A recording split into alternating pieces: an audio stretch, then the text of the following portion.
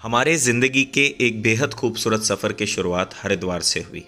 हरिद्वार से हमने shared cab करके रुद्रप्रयाग पहुंचना था। रुद्रप्रयाग पहुंचते ही हमने अलकनंदा और भगीरथी नदी का संगम देखा। फिर वहां से आगे हमारा रास्ता कर्णप्रयाग तक का था। कर्णप्रयाग पहुंचने के बाद हमने फिर से एक बार शेयर्ड कैब करते हुए जोशीमठ पहुंचने के लिए रास्ता चुना। जोशीमठ पहुंचते पहुंचते हमें सुबह से शाम हो गई और लगभग रात के 8 बजे हम हरिद्वार से जोशीमठ तक पहुँचे। हमारा सफ़र लंबा रहा लेकिन थकान और थकावट बिल्कुल महसूस नहीं हुई। जोशीमठ में हमें कुछ मित्र मिले जिनके साथ हमने रात्रि का भोजन किया। यूँ आप हरिद्वार से जोशीमठ तक का सफ़र बस में तय करें तो आपको 9 से 10 घंटे लग सकते हैं, लेकिन आप अगर अपनी प्राइवेट या फिर शेयर्ड कैब से जाएं तो ये समय 2 से 3 घंटे के अवकाश से कम हो सकता है।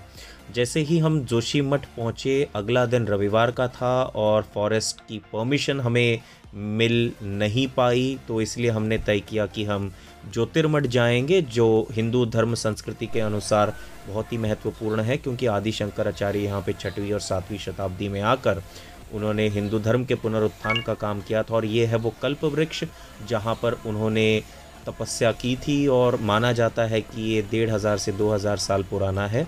और 17वीं 18वीं शताब्दी में यहाँ पर एक भूकंप आया था जिस वजह से सब कुछ नष्ट हो गया था, लेकिन ये कल्पवृक्ष आज भी यहाँ पर एक स्वर्णिम इतिहास की गवाही देता है।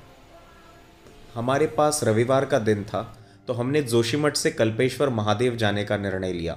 कल्पेश्वर महादेव पंच केदार में से एक महत्वपूर्ण स्थान है और जोशीमठ से लगभग 45-50 मिनट की दूरी पर है। वहाँ पर जाके हमने आध्यात्मिक ऊर्जा प्राप्त की और कल्पेश्वर महादेव के सामने ही एक महत्वपूर्ण नदी बहती है जिसे पंचगंगा के नाम से जाना जाता है। तारीफ करनी होगी BRO की, बॉर्डर रोड ऑर्गेनाइजेशन, भारत सरकार द्वारा स्थापित जो रोड बनाने की एक संस्था है, जिनके उत्तम प्रयास की वजह से आज बद्रीनाथ जैसे 4 धाम पर जाना हमारे लिए सहज हो गया है। बद्री विशाल की प्रेरणा से भारतीय सेना हमारी सरहद की सुरक्षा करती है और आज भी बद्रीनाथ धाम के जब कपाट बंद होते हैं, भारतीय सेना की क्लोजिंग परेड यहाँ पर होती है। बद्रीनाथ के दर्शन के बाद जोशीमठ पहुँचे। अगले दिन का सफ़र हमारे गिरियारोहण का सफ़र था। सुबह जोशीमठ से उठते हुए कुछ सामान खरीदकर हम ढाक गांव तक पहुंचे। ढाक गांव जैसे ही उतरे तो हमारे सामने था NTPC का Tapovan project.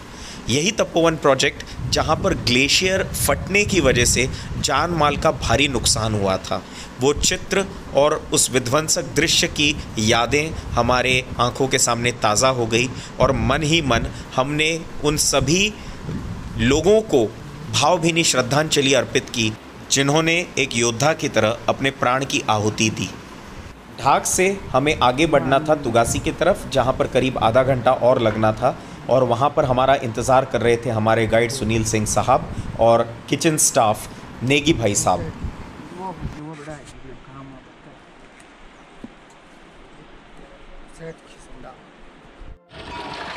In mountains, these are the species which are responsible for the entire distribution and supply chain. Mules and sheep are the prized possession of the shepherds, who are the sturdiest people in the mountain. And this is a small passage through which water is coming, and we have to give access to the mules who are traveling downwards, otherwise they may bump upon you. So just to avert the accident, give them the priority, and later on you can also consume the fresh water, the mineral water which is coming. So this is our day 1. Today is Monday, 1st of November 2021. It's the onset of the auspicious occasion of Diwali in India and across the globe.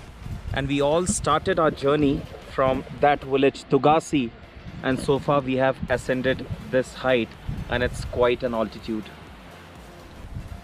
While coming to this height, we came across many small hamlets, rivulets, shepherds, and the local people who are very nice and pristine in their reception of guests like us.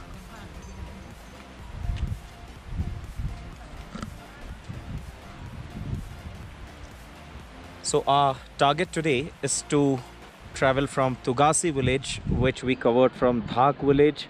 It's again 12 to 13 kilometers from Joshimath, and we'll be having our first camp in Gorsan Bugyal, and we have already covered almost 70% of our journey, and that is where somewhere we'll put our first base camp for the day. A small river trail we have got, which we have to cross without making our shoes wet. Let us see if we are able to make it out or not.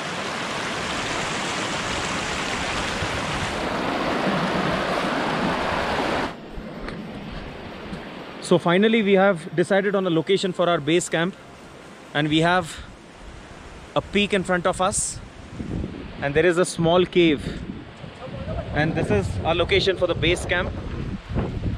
This is our supply which we have brought from Tugasi, and we have Mr. Sunil Singh Saab and Negi Saab with us. Negi साहब नमस्कार, क्या हाल है? बढ़िया बढ़िया sir. और सुनील जी बढ़िया? दिवाली की छुट्टियाँ? बिल्कुल सर।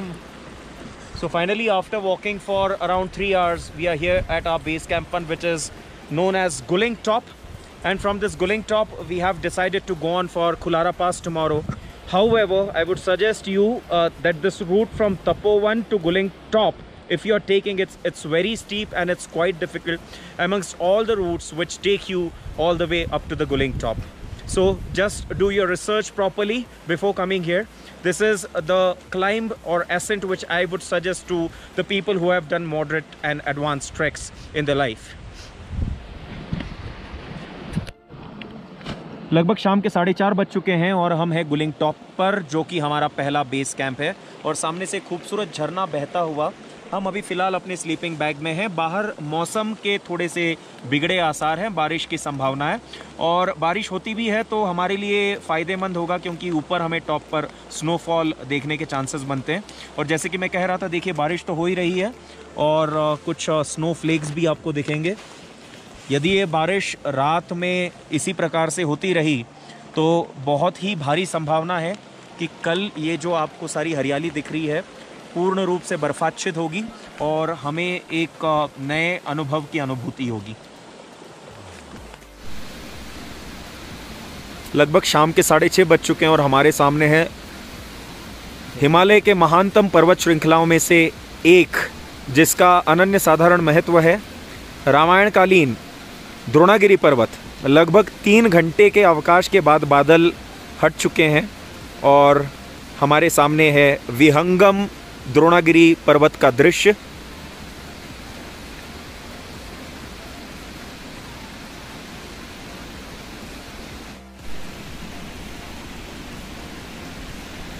सुबह के बज रहे हैं 6:30 और ये हमारे टेंट के बाहर पूरी बर्फ़ जम चुकी है।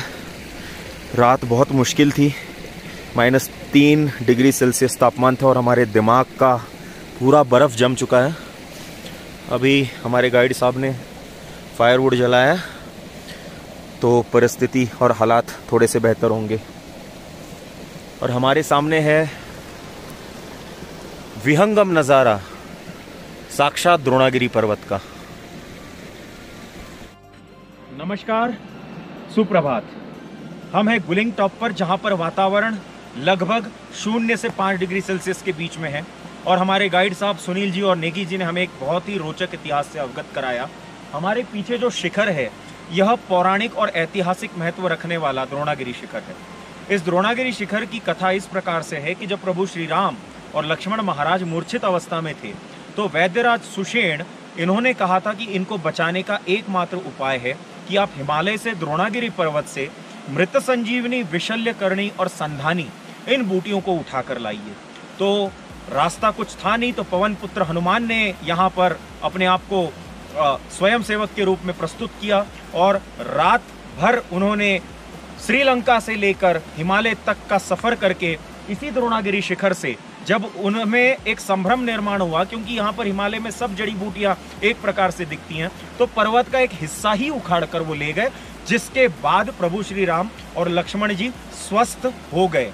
अब यहाँ पर समझने वाली बात यह है कि हमारे नेगी साहब जो गाइड है उन्होंने हमें एक फ़ोटो दिखाया जो मैं आपके साथ शेयर करूँगा बाद में, कि जो पूरा पर्वत है इसमें से ऐसा प्रतीत होता है कि एक हिस्सा कोई उठा के ले गया है। और आज भी यहाँ पर जो द्रोणागिरी गांव है, इस गांव में हनुमान जी की पूजा नहीं होती, क्योंकि यहाँ की जनधारणा इस प्रकार से है कि हनुमान जी यहाँ का जो एक भंडार था, जो अलौकिक और अद्वितीय था, यहाँ से उठा कर ले गए, जिस फलस्वरूप यहाँ के लोगों ने हनुमान जी की पूजा और आराधना करना बंद कर दिया है।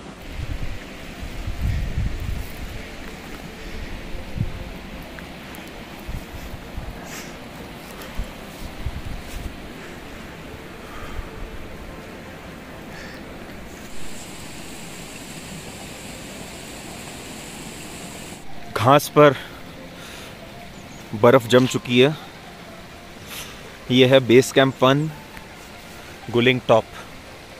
बहुत ही ज़्यादा ठंड थी कल रात में, नवंबर का महीना, सर्दियों की शुरुआत पहाड़ों में। हमारा सफ़र शुरू हो चुका है गुलिंग टॉप से खुलारा पास की तरफ। ये खूबसूरत झरना बहता हुआ, और अभी हमारे सामने है मर्यादित ऑक्सीजन के साथ ये खड़ी चढ़ाई जो हमें सीधा खुलारा टॉप तक ले जाएगी। आगे का सफ़र कठिन है, लेकिन हौसला बुलंद है। भैया, अपना जो ट्रैक है ये तो अंग्रेज़ों में, यूरोपियन लोगों में काफ़ी मशहूर है।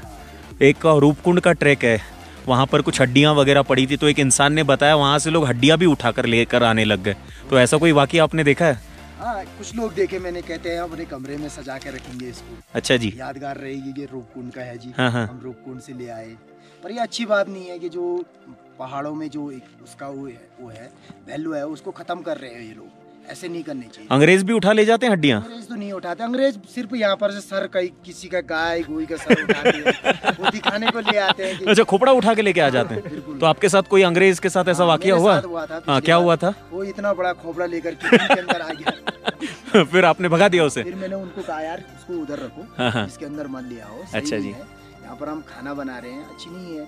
हम क्योंकि हमारे कल्चर में इसको थोड़ा छूत मानते जी, हैं जी। इन चीज़ों को, तो फॉरेनर के लिए तो कुछ भी नहीं है ये चीज़। सही बात है।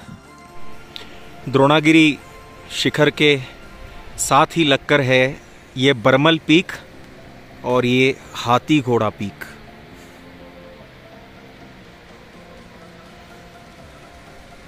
बहुत ही खूबसूरत नज़ारा।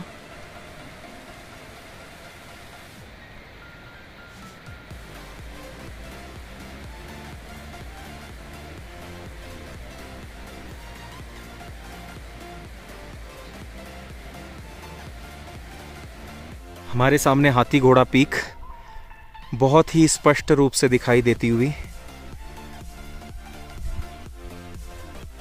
बहुत ही सुंदर, बादलों के बीच हल्की सी ढकी हुई हाथी घोड़ा की चोटियां। हम लगभग 14,000 फीट की ऊंचाई पर अभी हैं और काफ़ी ज़्यादा ठंड है। 2 नवंबर 2021। बहुत ही सुंदर। आज हम रुकेंगे हिमालय की इस गुफा में। हम पहुंच चुके हैं खुलारा बेस कैंप। यहीं पर हमारी टेंट लगेगी और आज रात का बसेरा हमारा यहाँ पर।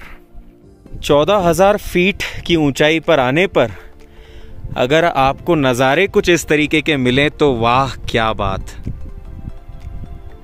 हमारे सामने हिमालय की नामांकित चोटियां, बहुत ही खूबसूरत नज़ारे, majestic and mightiest peaks of the Himalayan ranges are right in front of अस।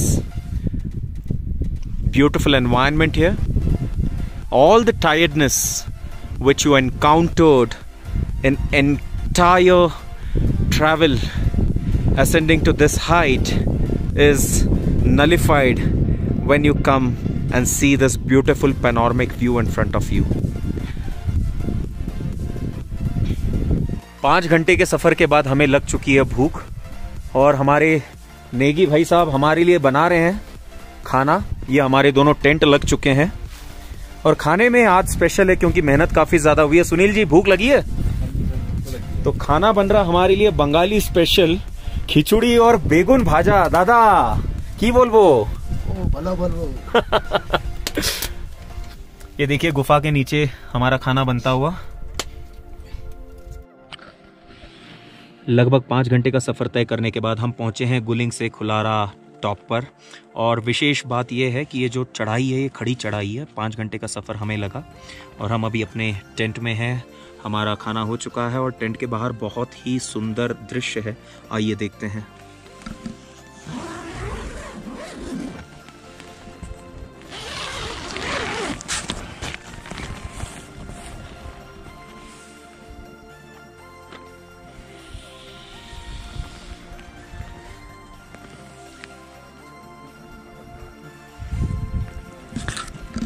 हमारे कैंप से कुछ ही दूर पर हमें दर्शन हुए लंगूरों के। 1 2 3 4 5। कहना गलत नहीं होगा कि हनुमान जी ही एक गैरिसन छोड़ के गए यहाँ पर द्रोणागिरी से।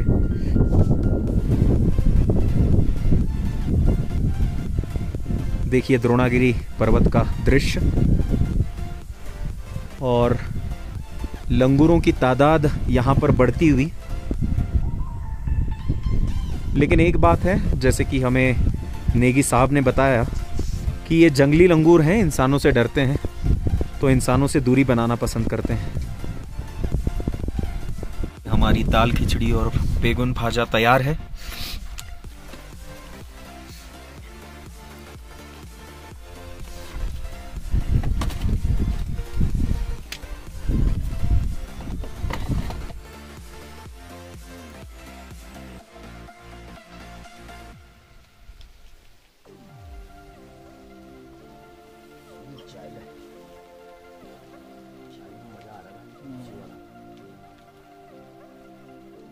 यहाँ पर लगभग 4:30 बज चुके हैं और हल्की सी स्नोफॉल शुरू हो चुकी है।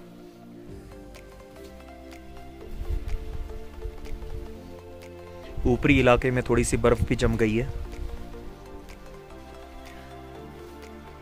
लगभग 40 मिनट की स्नोफॉल के बाद हमारे टेंट के बाहर का और आसपास का नज़ारा कुछ इस प्रकार से। हिमालय की खूबसूरत वादियों में आज हमें स्नोफॉल मिलता हुआ। कुछ ही घंटों पहले तक यहाँ पर दृश्य कुछ और था और अब ये खूबसूरत नज़ारा, बहुत ही खूबसूरत। सामने की द्रोणागिरी और बाकी पर्वत श्रृंखलाएं छिप गई हैं बादलों के बीच। और अभी जो एहसास हो रहा है, हमारे शरीर की पूरी थकान मिटा दी है इस स्नोफॉल ने। बहुत ही खूबसूरत मनोरम दृश्य हम सभी के सामने।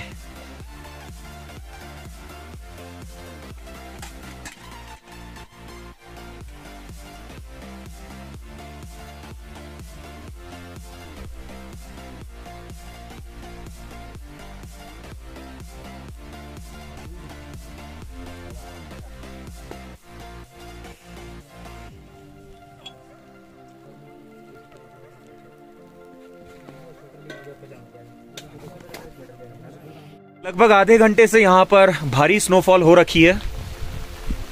हमारे टेंट के बाहर का दृश्य कुछ इस प्रकार से है।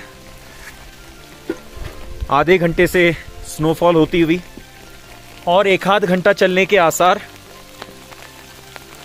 बिल्कुल जब हम यहाँ पर आए थे खुलारा में सुबह, तो नज़ारा अलग था और अभी नज़ारा कुछ इस प्रकार से है।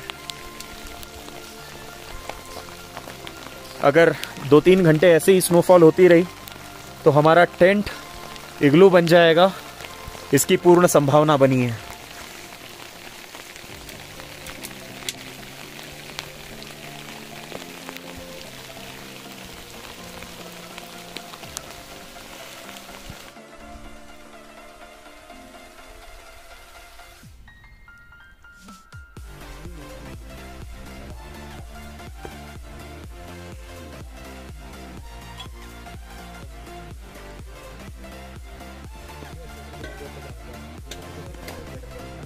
बाहर बिल्कुल रेफ्रिजरेटर जैसी ठंड बनी हुई है।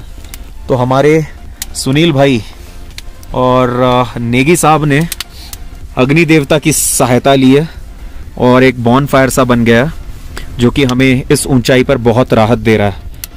ये देखिए, ये है हिमपुत्र हिमवीर। सारे जो ट्रैक्स हैं, हम जैसे ट्रैकर्स तो साल में 2 बार 3 बार आते हैं, प्रो ट्रैकर्स साल में शायद ज़्यादा बार आते होंगे, लेकिन जो ट्रैकिंग में सहायता होती है, जो सप्लाई चेन है, वो सिर्फ यहाँ के लोकल बंदों की बदौलत होती है। वक्त हो चला था विश्राम करने का, क्योंकि अगले दिन हमें 9 से 10 घंटे का सफर तय करना था बिल्कुल खड़ी चढ़ाई पर, और बतौर गाइड हमारे साथ चलने वाले थे सुनील सिंह साहब।